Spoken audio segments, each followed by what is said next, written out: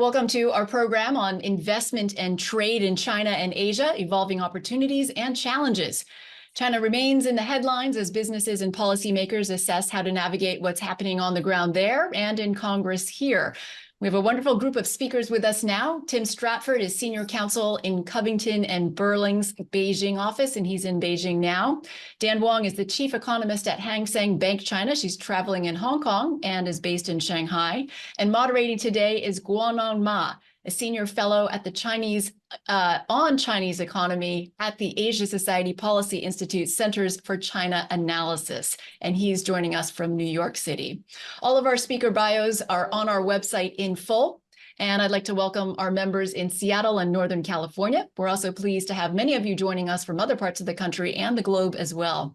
I'm Margaret Conley, the executive director of our Northern California and Seattle centers. I'm here with our team, including our program director, Man Wang in Seattle, who curated this event today. For our format, you're going to hear remarks from each of our speakers, and then Guonan is going to moderate a discussion with our speakers. There will be an opportunity for audience Q&A, so please type your questions in the Q&A box. You can get those going at any time now. This is on the record. We are recording, and the video will be posted on our website. We have an hour for this discussion. We'll end at 6 p.m. Pacific. That's 9 a.m. in Beijing. Thank you, speakers, very much for doing this. And let's go ahead and get going with Guonan. Thank you, Margaret. As we all know, intensified geopolitics has become a key feature of today's world, especially for those of us who are continuing engaging in and caring about cross-border trade and investment. Geopolitics also tends to interact and amplify local politics, trade tension, and domestic economic challenge, adding risk to those firms and individuals doing cross-border business.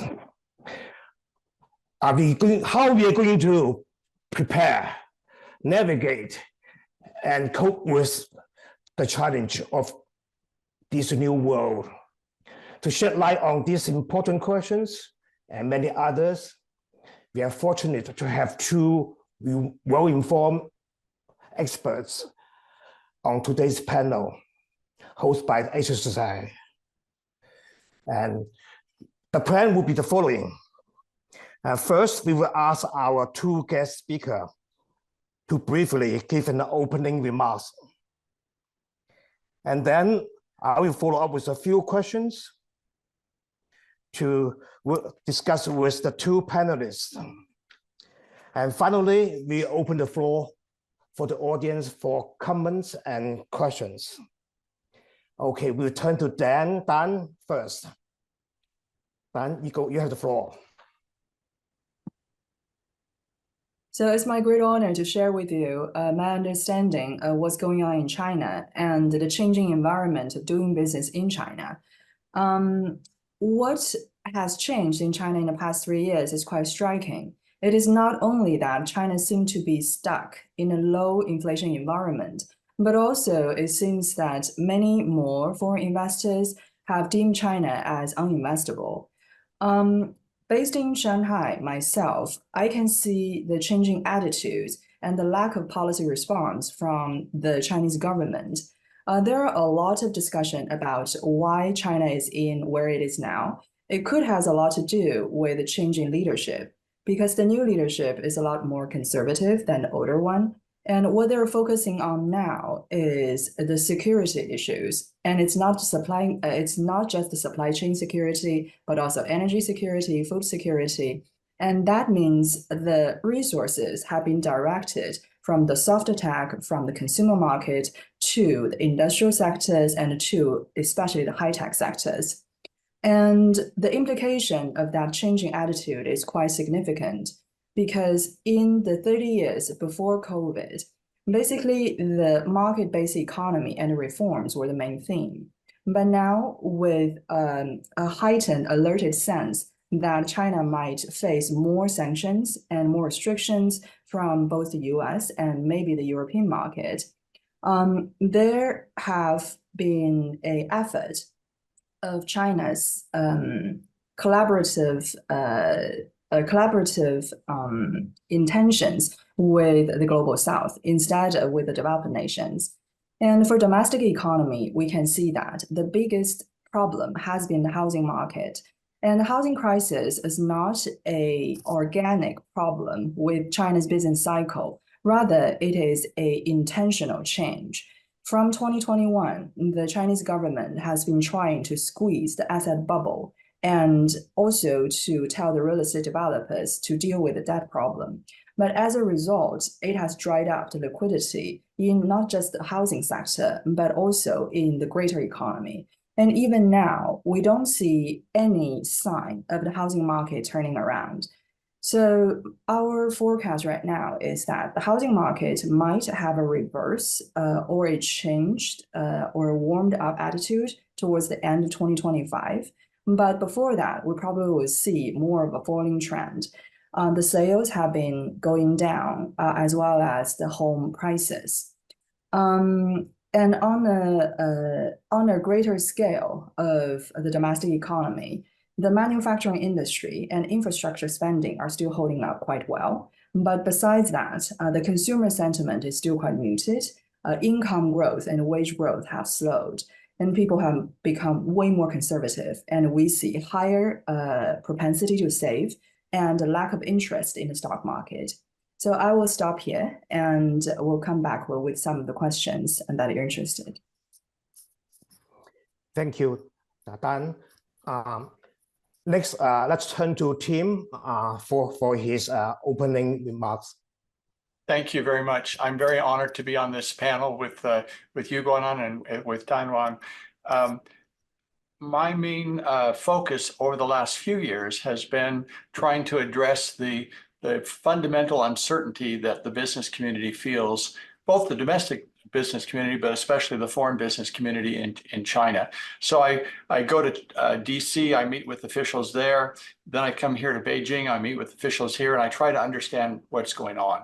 So if you talk about uncertainty as maybe the central sentiment of foreign investors, we've just heard Dan Wang talk about the economic uncertainty, and one wonders, will there be enough economic growth to justify new investments? Is this a market that people should be focused on? And I think for many people, it depends on what industry you're in, because some industries will have far better prospects than others. So I think we have to take a nuanced look and say, what kinds of economic opportunities are there?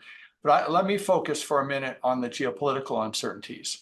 I think for the last several years, we've observed that U.S.-China relations have been deteriorating. They've been deteriorating on a slow basis. They haven't just fallen off a cliff, but each side does things that the other side doesn't like, and so they respond accordingly, and then you respond to what they've done, and so you have a decline. But the decline's been gradual because each side recognizes that if there's a serious, steep decline, it's very bad for everyone.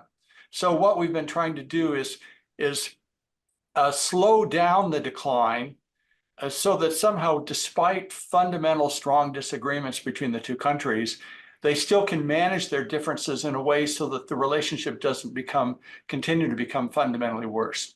And I think that's what we've seen now. Both sides have had a strong interest in having a more stable relationship, but they haven't been willing to give up their core concerns about what the other government's doing. So basically, we have a two-level problem.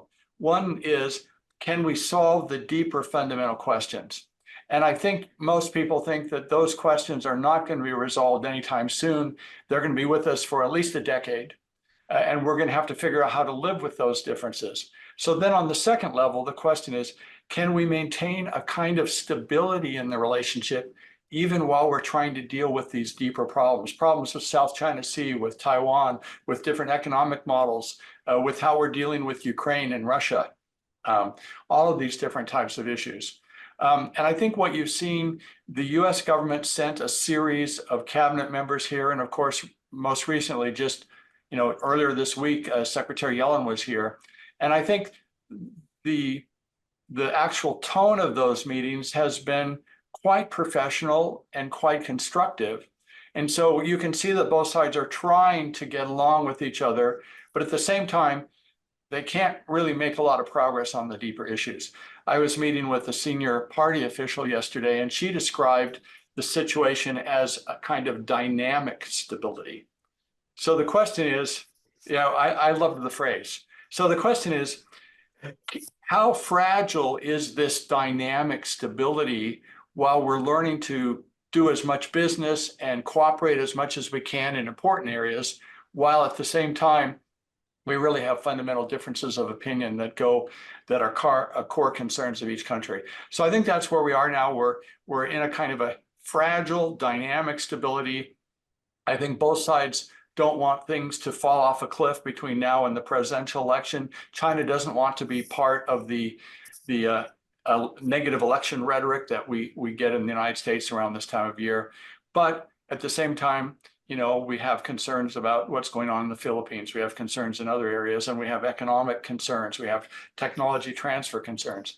So this is where we are right now, in a fragile period of improved stability, but we have to see how long will that last. If you're a business person and you feel like you need to invest another $2 billion to build a plant to stay competitive in this highly competitive market, you want to know that there's going to be a stable, predictable period for you to get a return on your investment for your particular industry and your particular role in the value chain. So that's kind of a general description of where I think we are right now.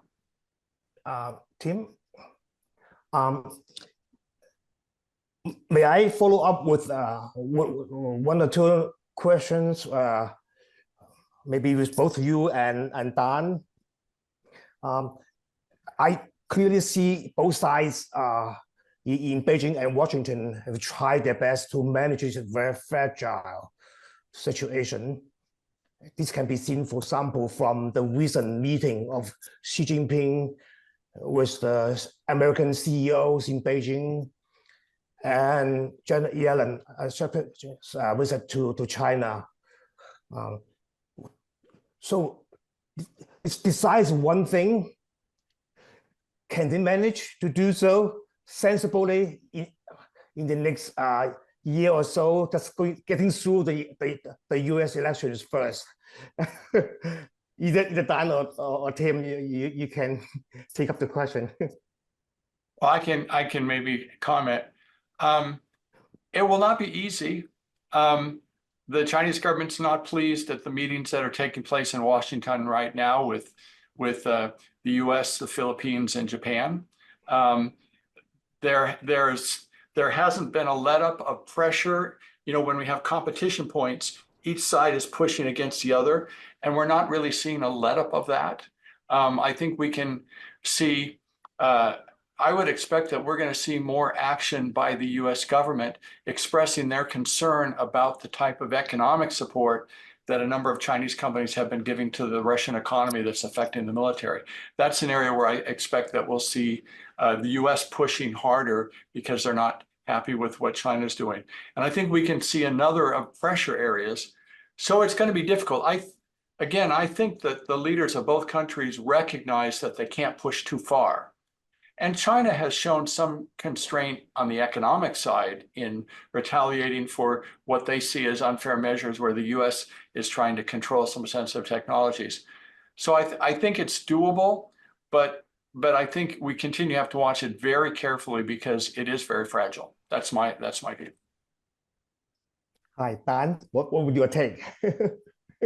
Of course, keeping the conversation going is quite important. But just look at the reaction from the recent visit of Yellen. She's been talking about overcapacity and gave some advice to China's industries, like Chinese should increase their wage payment, for its workers, and better environmental protection measures and things like that. It is not received very well. Because for a simple reason, the overcapacity issue in China doesn't just happen in the traditional industries, but also in the green industries. For the emerging industries like the battery, solar panel, EVs, they are the ones that China actually enjoy advantage. But the development of those areas actually depends on the openness of the global market to China. The American market is basically closed, and it doesn't look like, based on the tone of Yellen, they're not going to open that market to China. Maybe there's a way for Chinese companies to directly invest in the greenfield, in terms of greenfield investment in America, but it's going to be quite costly. Otherwise, it just has to relocate some of the supply chain away from China, and it's not favorable to Chinese government or to Chinese industries. It's extremely costly to set up overseas plants. And for the other issues regarding increasing the labor welfare or the social welfare in general, it is a key issue. But in the past few years, we can see the increased attention among in China's job market. It's not just the youth unemployment, but the general job market is under pressure. Although it's not difficult to find a job in China, the average wage and income growth have been going down. So given that, I just don't think China can have actually an effective response to Yellen's request. And the tension between China and the US would only increase, in my opinion, in the coming months. I agree with that. Okay. I think that, as I said, the fundamental problems, neither side is in a position to yield very much. So the question is, how much can they keep that dispute going, but not have the reaction and the counter reaction move us again to a more rapid downward spiral? And so that's really what we all have to keep our eyes on. I probably agree with both of your comments here, in the sense that probably China at the moment faces a unemployment problem, and it's not the best time to raise wage, to say the least. And I hope Dan and them will agree with me on this point. Of course, people can always agree to disagree, but the important thing is not to do things drastically worsen the situation. I have one question for Dan regarding the recent decline in the foreign investment into China. What will be your take? What are the main reasons behind this recent remarkable decline in the foreign investment into China? There are several factors. One that is highly visible is the difference in the return in investment, because now the risk-free return in most assets in China is close to zero, but the risk-free return in the US, for example, is close to 5%. And that is a huge difference, even for some of the investors that have confidence in China's long-term growth. In the short term, to park their money outside of China seem to be a better choice. And there are a lot of uncertainties in Chinese economy when it comes to how to deal with the housing market, how to reverse the business sentiment. So it is quite rational for anyone in their right mind to wait and see what's going on before they decide to move more money into China. But another reason for the real economy, the investment in industries, I think the fundamental problem is not that China has lost its advantage in manufacturing, or it's no longer the best place to produce things in the world, but it's the local competition. So when I talk to the foreign business operating in China, they would be concerned about China-US relations and all other things. But if you push them hard enough to ask them what's the biggest problem, it is always end up with one thing, and that's local competition. For a lot of the mid and upstream supply chain, the major players, they have been facing this issue of a thinner profit over the years because their domestic counterparts have become so competitive. Part of it may be because of the government subsidies, but it's, in my opinion, is only half of the equation, and in many cases, even last half of the equation. And Chinese business have figured out a way to organize their production in a more efficient way for many of those manufacturing sectors. And as a result, they can replace a lot of the foreign market share. And over the years, it has become this new reality that Chinese assets probably won't be more efficiently operated under the foreign investors' hands. So it's basically a problem of ownership of the assets. So it used to be the case that foreigners manage those assets more efficiently, and China welcome more of the foreign investment, and they can make more profit as well. But over the years, the situation has changed. The master producers are more efficient, and they have been learning quite quickly. So I think that's probably one of the problems that a lot of foreign investors still need to keep some of their business in China in order to stay competitive in that industry, but they cannot make profit or be competitive enough against their Chinese counterparts. If I could just add, I agree completely with what Dan has just said.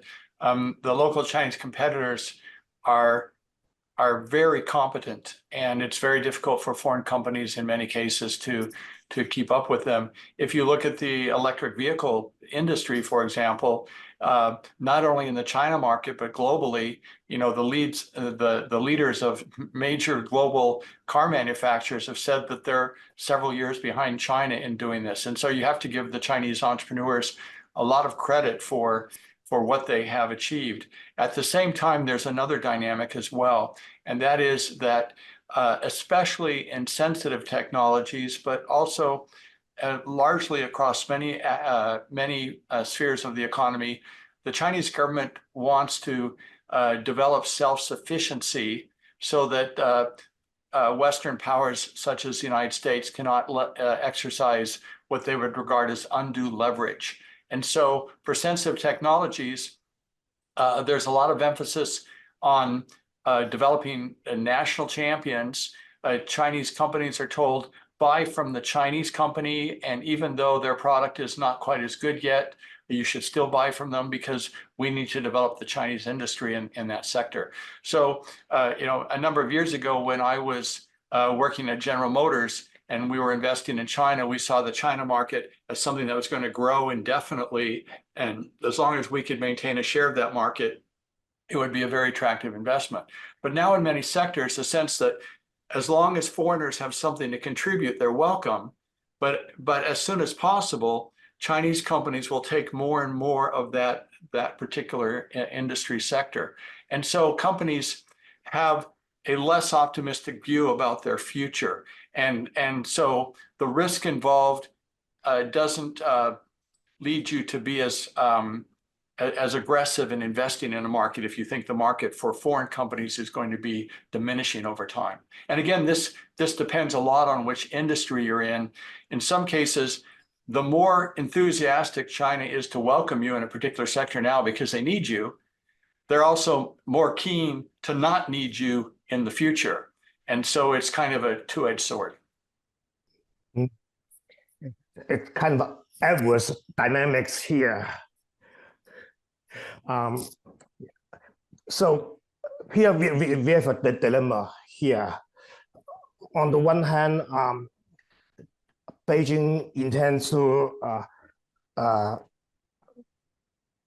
rely less on the high-end technology from the US and try to pool resources to improve its own self-reliance, quote unquote, in particular technology segments. But on the other hand, we are also seeing fairly cutthroat competition locally in China, with or without government subsidy, as Dan mentioned earlier. Now, of these two very different dynamics here. Which one probably will going forward be more important? Government-led investment subsidy or local competition? And both probably will pose some risk to foreign investors. Well, in terms of the drive for self-sufficiency, China's sense of urgency on that has depended a lot on what the U.S. government has done. It makes it hard for foreign companies to compete in China when the government in particular sectors is focused on self-sufficiency. But we have to understand that what the Chinese government's doing is not unreasonable, because if they see the U.S. government cutting off access to this technology, then of course it's only reasonable that China would try to do that. And so each government has their logic for doing what they're doing. It's just that we that are in the business community are stuck in the middle. And we need to try to figure out what is the space where both governments would welcome us to continue to compete in the China market. Because there's some things the U.S. doesn't want to do, but China wants us to do. There's some things that the U.S. would want us to do, but China's not so open to that. And so this is what we're trying to figure out in the private sector. And for Chinese companies, one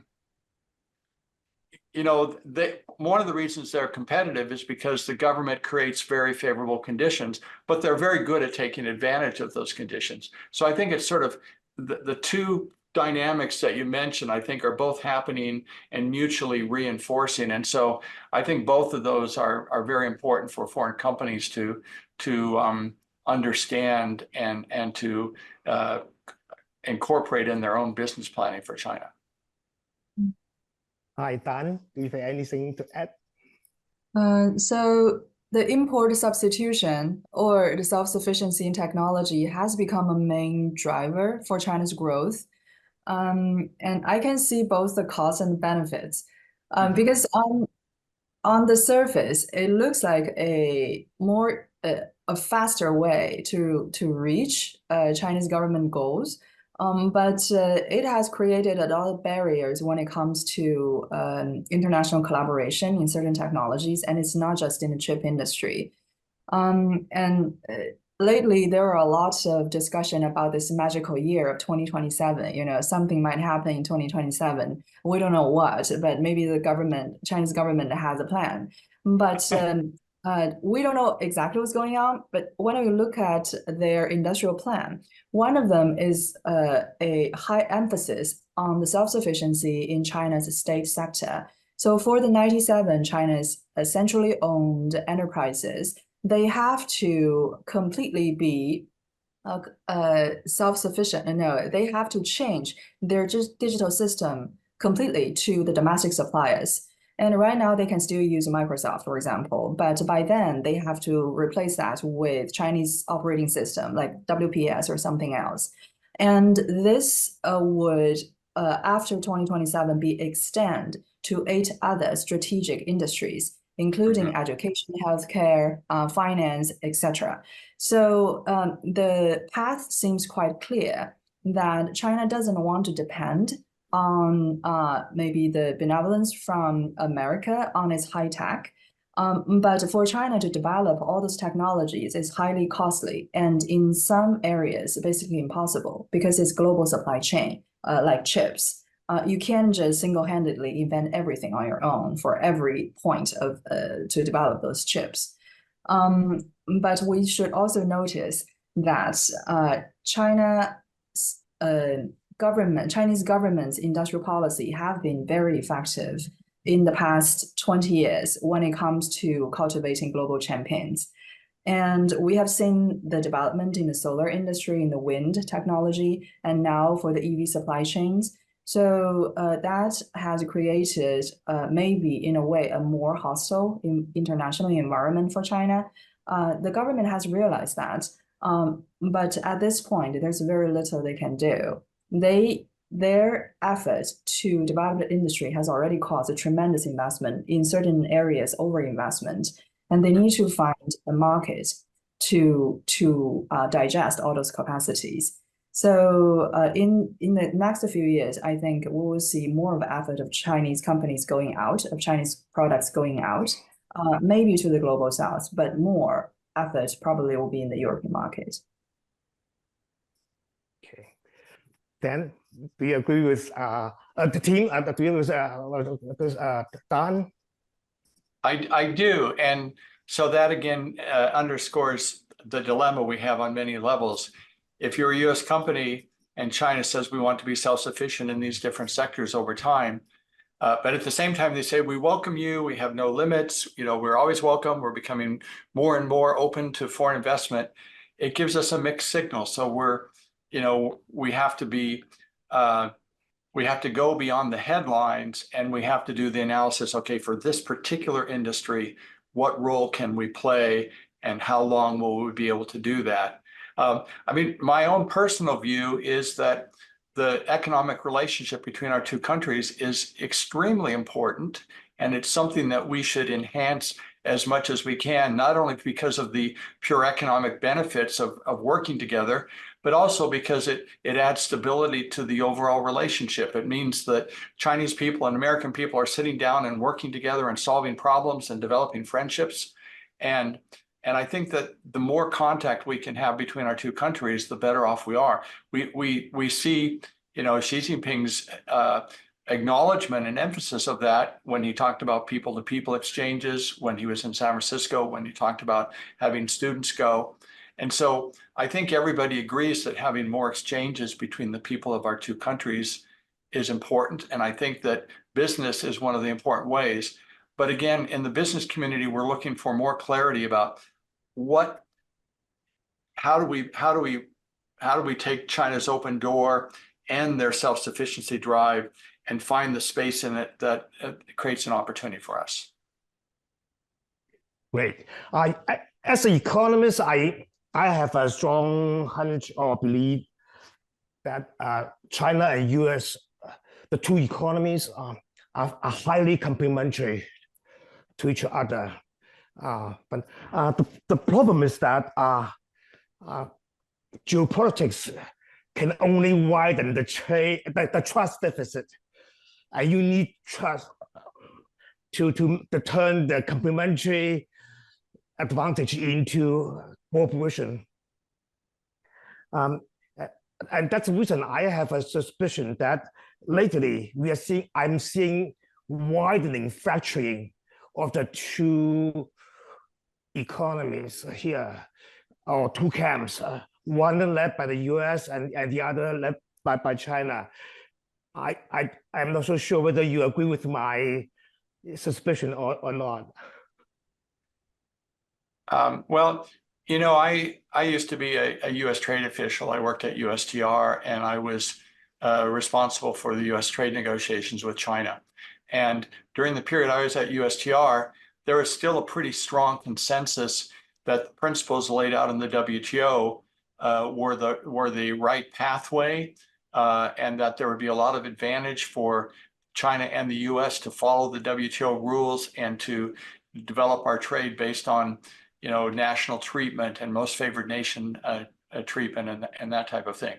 But I don't think that there's the same strong consensus about the value of globalization as there used to be. And if you think about it, in order for globalization to bring about the benefits that the economists promise us that we will get, there's certain conditions that have to exist. And if these conditions don't exist, then globalization doesn't work. And so what are those conditions? Well, one of them is you've got to have rules that countries follow that allow the trade to take place on a fair basis. So if you block products from another country to protect your own producers, or if you subsidize your own producers or do some of these types of things, then globalization doesn't work because one country takes advantage of another country. So you've got to have rules. And the rules have to be adequate to the job. The second thing is you have to have an adequate enforcement mechanism so that if one country is not following the rules, you can address the problem quickly so that you don't create so much damage that late enforcement is too late. So you've got to have enforcement. The third thing, you've got to have domestic support in your own country to maintain and follow these rules. If parts of your country feel like they're being seriously disadvantaged, then the political leaders won't be able to continue to follow the rules. And that's something that we've seen in the United States and we've seen in another country, that some people feel that globalization hasn't worked for them. And part of this is a matter of whether you're enforcing the rules and living by the rules. And part of it is whether the country has an equitable way to allocate the benefits and the costs of further opening to the outside world. And so we've had problems in that area. A fourth area would have to do with national security. It used to be that in the United States, we dealt with national security by having a narrow range of products and technologies that were subject to export controls, but the most of trade would still be able to go. But now you have so much technology, even in your smartphone, that has defensive vulnerabilities and offensive capabilities, that you have to be a lot more thoughtful about what kinds of technologies you would allow to go to a potential adversary without creating vulnerabilities for yourself or creating offensive capabilities for them. So that's much more difficult to deal with as well. And then we're also concerned about supply chain resilience, and you have to make sure that you take certain steps to protect your country, not only for geopolitical reasons, the conflicts we have in certain parts of the world, but also because of natural disasters and things like the pandemic. So these 5 conditions have to be present in order to be able to have the benefits of globalization. And I think every single one of those conditions is seriously challenged right now. And I think that in the United States, they're trying to figure out, how can we maintain the benefits of globalization, but take account of the current realities and not break the world into different fragments, as you express, Guonan. So I think we're trying to figure this out, and I don't think we have it figured out yet. So Dan, can you show any thoughts in this regard? One thing I want to add is this heightened sense of data security or data sovereignty. Because for globalization to work, we need to have more of a free flow of capital, labor, and goods. But we're not producing and selling socks. We're not talking about selling socks and toys anymore. We're selling and producing things that deals with the consumer or the business data. For every major country in the world, there's a tremendous effort to invest to develop their own indigenous technology, especially in the AI front. China is like that. Most of the Middle Eastern countries are like that. American, European countries, everyone. And that has created this, in a way, a perfect competition in this market, which is good, but also a lot of wasteful investment. And probably this technology would have developed much faster if there was a collaboration, like the last round of internet development in late 1980s. But now that world has gone. What's happening in China now is that China is not only trying to develop its own technology and replace the foreign ones, but also it wants to dominate certain technology globally. It has some success, but to really go forward, it just cannot get around without a collaborative efforts between scientists and business communities in different countries. And on top of that, I can see that China has been the biggest actually beneficiaries from the globalization in the last round. But this round, it seems that there is an argument to be made that certain industries have to be protected. Even for the latest development in China's consumer technology related with mobile payment, or several of its best companies like Tencent, Alibaba, they benefited from China's own protection for its domestic industries. The European market was quite open in that front, and as a result, it didn't really get ahead in the latest digital transformation. So China needs a platform to develop its basic scientific research. And that means probably we'll see industrial policies to last a lot longer and maybe even more protective efforts to its domestic companies. Okay, yeah. The important thing, the importance of globalization and cooperation, it's at stake here, because otherwise the fracturing, if continue long-lasting and widening, may turn the world upside down in the sense that from an initial vision of what's the word, small yard and high fences, Yeah. into a widening national park and multiple national parks with shifting cliffs. I'm a bit worried about the widening of that small yard, and when things can continue in that direction. And that's one. In that regard, I have one more question for the two excellent speakers with regard to the TikTok controversy at the moment. We know the US Congress passed some legislature, and we also know that in the past, for a long time, China has banned Google, and all these things help fracturing or fragmenting the economy we are having at the moment, the market we are having. And any thoughts from both of you?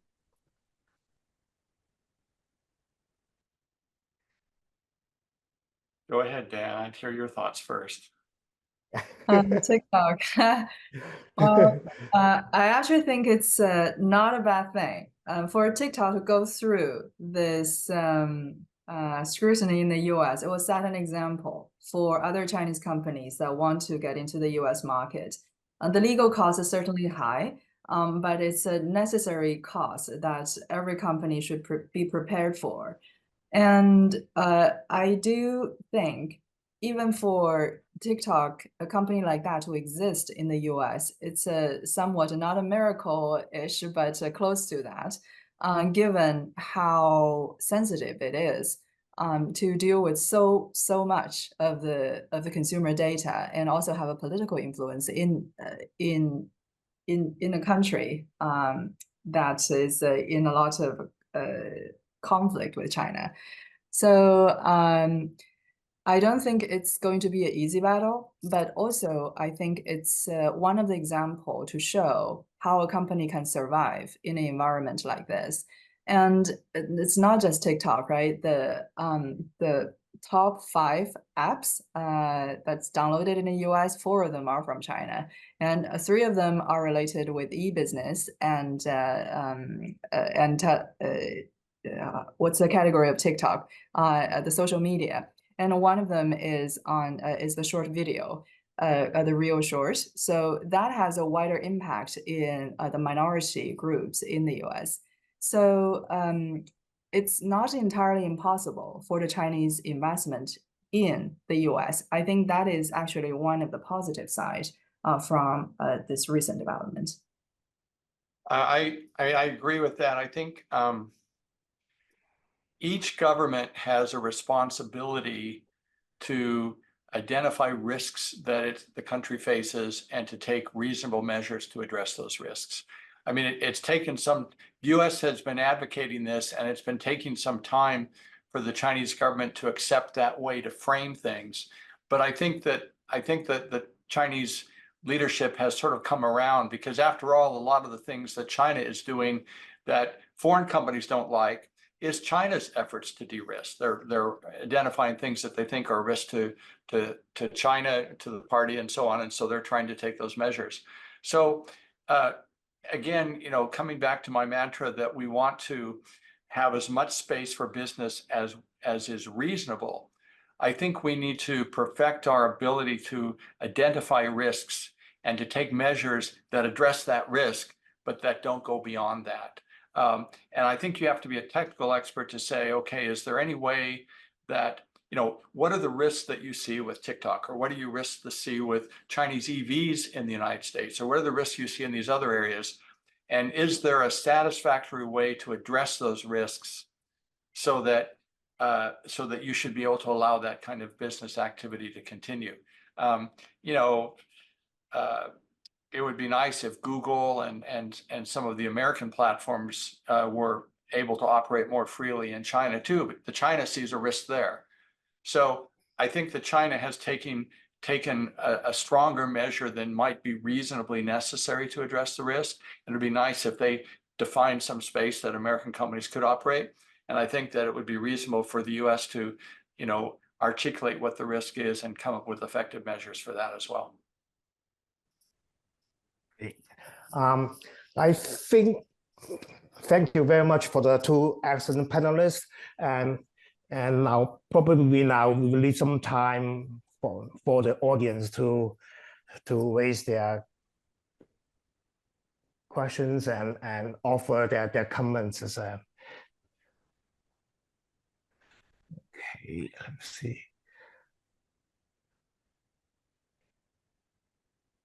So one question the audience raises about the China's support of Russia in the Ukraine war, and would that cross the red line akin to Taiwan? Yeah, issue? I can say that as I've talked to U.S. officials while I've been visiting or in Beijing this week, this is something that U.S. officials particularly pointed out to me. They said that the U.S. believes that China has provided more economic support for Russia that is beneficial to Russia's army. And so this is an issue that I think the U.S. is putting more and more focus on. And I do think we need to watch that very carefully to see how China responds to that. Well, I don't think that the Chinese side will be prepared to do anything differently than they are. I don't know, of course. But if they don't, I do think that we will see more sanctions from the U.S. government in this area. In my meetings with the Chinese Foreign Ministry over the past number of months, one of the things they've said to me is, we understand that the U.S. will be putting on sanctions and we do our things too. But a red line for us on the Chinese side is if the U.S. government goes after a major Chinese bank, we will find that unacceptable and we will have to take a strong response. So I don't know how the thinking has evolved, but if some of the U.S. actions go against Chinese banks and are crippling to the banks, and rather than very, very measured, I think that the Chinese side may respond rather strongly to that. And that may make it difficult for us to maintain this type of fragile dynamic stability that we've been discussing. Okay, let's move on to the next question raised by the audience. Increasingly, we hear the discussion about China +1 strategy in terms of supply chain, and which in part relates to onshoring, reshoring, nearshoring, whatever. But with regard to Southeast Asia, investment as a destination, any of you have any thoughts on top of the China investment? The China +1 strategy has been more mainstream now. And for multinationals to operate in Asia, usually they would want to have at least some assembly lines outside of China. Even if they're not under sanction now, people are preparing for further restrictions from the US, and that's a legit concern. And one thing I've noticed is that the narrative in the US and in China are very, very different. Because from the China side, the US totally succeeded in its restriction on China because more and more companies, including domestic companies, are trying to set up some of their plans overseas to cope with the potential sanction in the future. So that supply chain movement is quite obvious. But from the US side, their dependence in trade or in imports from China hasn't really decreased. Maybe the direct dependence decreased, but the indirect dependence doesn't. The third country trade is still going on. So neither side is happy about the end result. But the pain is quite visible in China.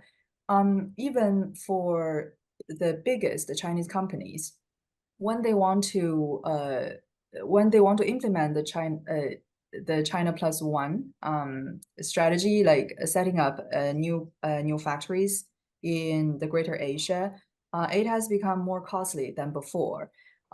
Before 2022, it was relatively easy to buy land, set up companies, and employ local workers. But since then, the cost has been increasing quite rapidly. And from the beginning of this year, I've noticed a slowdown in this movement. Although Chinese government is encouraging more domestic companies actually to go out, invest further in overseas market, that pace has slowed.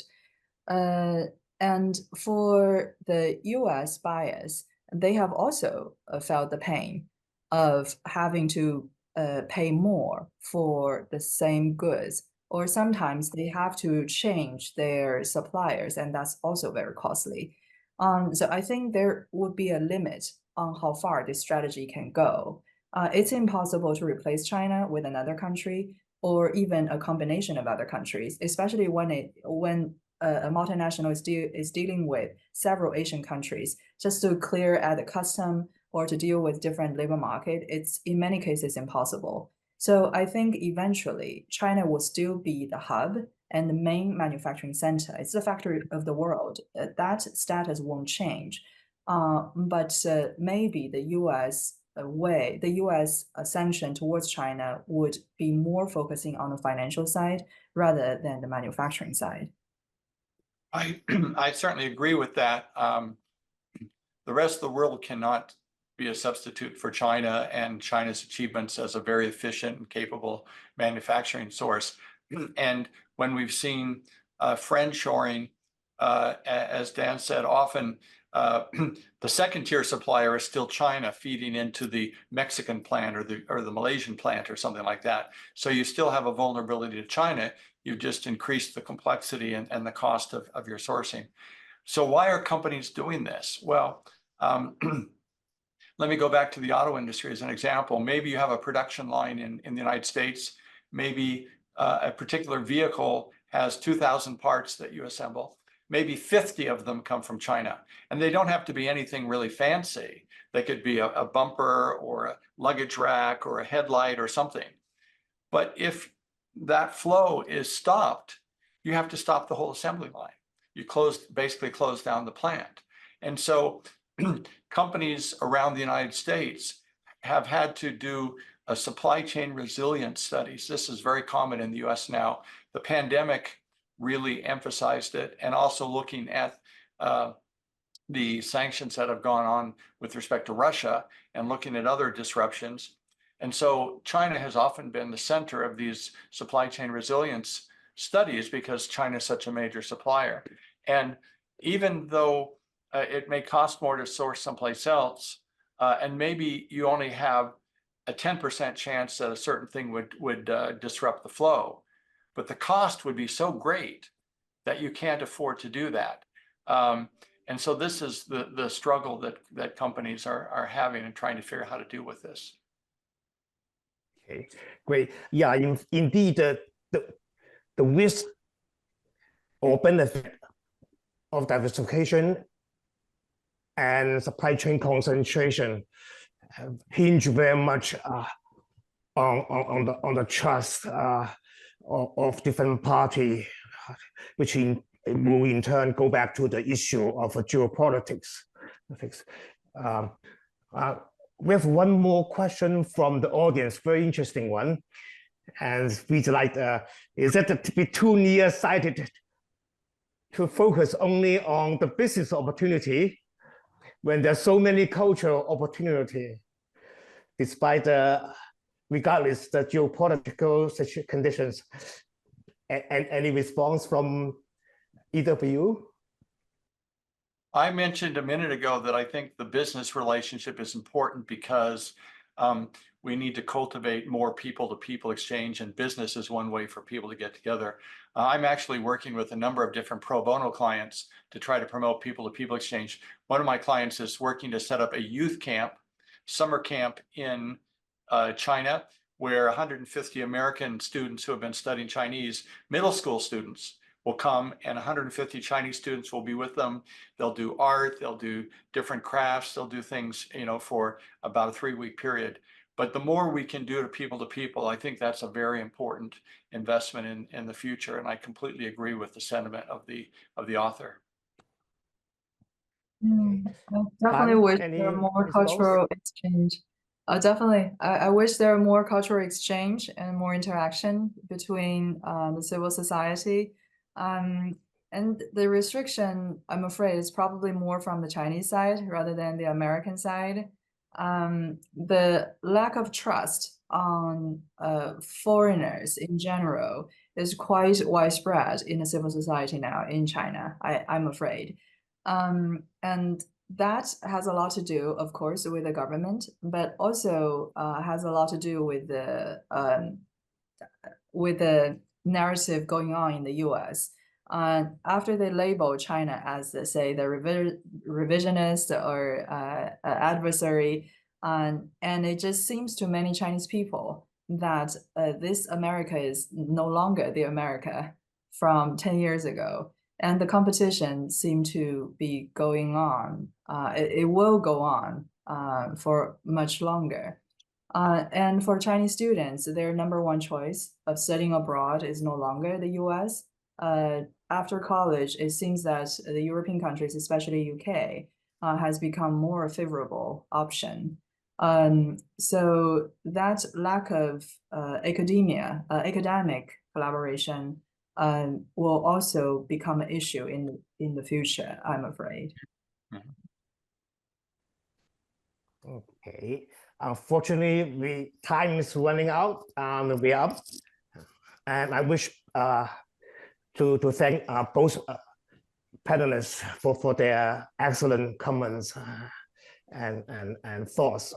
And I will return the mic to Margaret.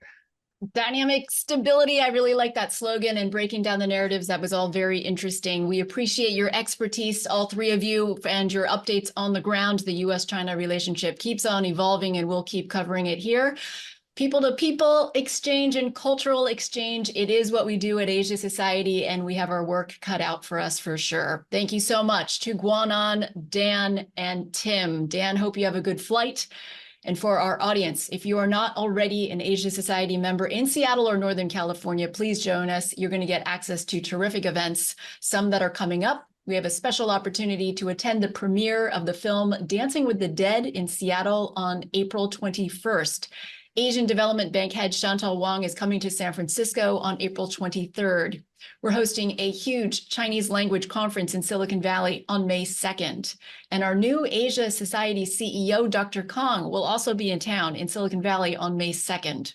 We're hosting a half-day India conference in Silicon Valley on June 6th, and we're hosting an India Tech event in Seattle on June 13th. Please join our events. And huge thanks to the Asia Society team, Man Wang in Seattle, Christy, Nina, Jason, Evan, and all of our interns. We're deeply grateful again to all of our speakers. And on behalf of Asia Society Seattle and Northern California, thank you for joining us.